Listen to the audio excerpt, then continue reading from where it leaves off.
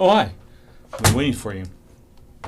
My name is Tom Foulke. I'm a research scientist with Ag and Applied Economics. I work with our international programs. In this presentation, I'm going to try to answer 3 questions for you.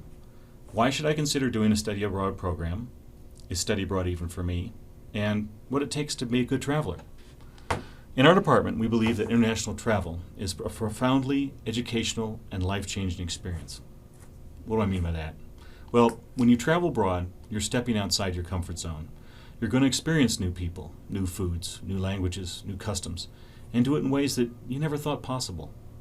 You know, somebody once said to me, why should I go to all the trouble and expense when I can just go online and see all the pictures of all the places and get all the information I want? After all, everything's online now, right? My response to that is twofold. First, you're missing the point.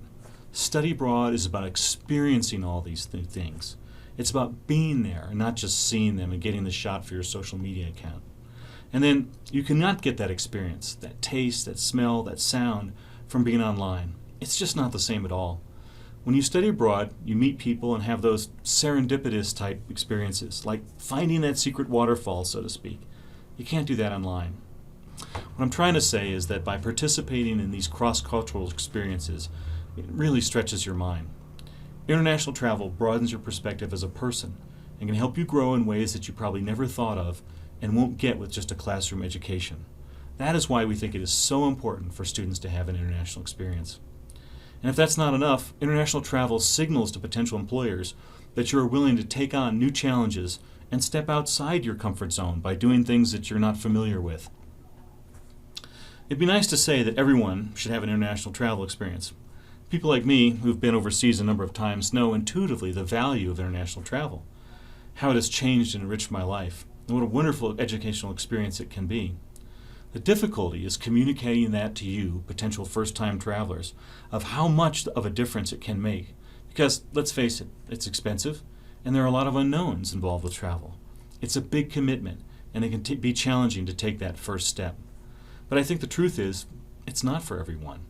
You know, the writer James Michener once said, quote, if you reject the food, ignore the customs, fear the religion, and avoid people, you might better stay home.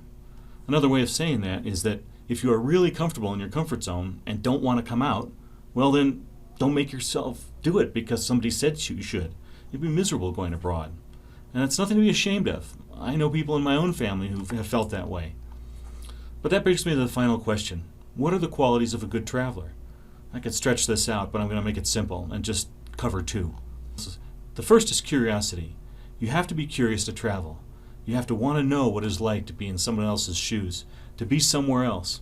If you're the type of person who is always looking for what's over that horizon, wants to get out and go, you'll probably like traveling. The other quality is something that you may already have, but you can also learn by traveling, and that is resiliency. You know, when you travel, things don't always go as planned. Trains don't always run on time, the weather's not always right, stuff happens, but you have to learn to deal with it. Sometimes you'll be pleasantly surprised at how things work out, but if not, you'll learn to work around it. That's part of life. So if these are qualities that you have, or want to learn, an international experience is probably something that you will enjoy. You know, someone once said to me, we travel not to escape life, but for life not to escape us. And I can tell you from personal experience, that's so true. Traveling has added so much value to my life.